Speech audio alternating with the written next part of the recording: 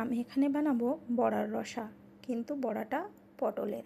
আমি পটলের উপরের এই সবুজ খোসাটা হালকা করে আঁচড়ে নেব, নিয়ে তারপরে মেশিনের সাহায্যে আমি গ্রেট করে নেব। তারপরে আমি 2-3 ঘন্টা আগে ছোলার ডাল ভিজিয়ে রেখেছিলাম, সেটা জল ঝরিয়ে আদা কাঁচা লঙ্কা দিয়ে পেস্ট করে আমি পটলের সাথে মিশিয়ে নেব নুন হলুদ দিয়ে।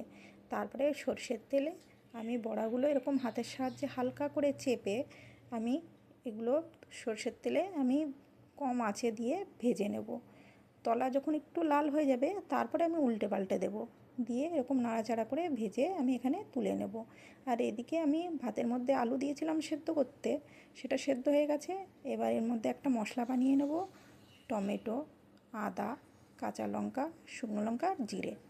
এবার কড়াইতে সর্ষের তেলে গোটা গরম মশলা দিয়ে ফোড়নে তারপরে পেস্ট করা মশলা ঢেলে দেব, সাথে নুন হলুদ দেবো। দিয়ে ভাজা ভাজা হয়ে গেলে এবার সেদ্ধ করা আলু দিয়ে দেব।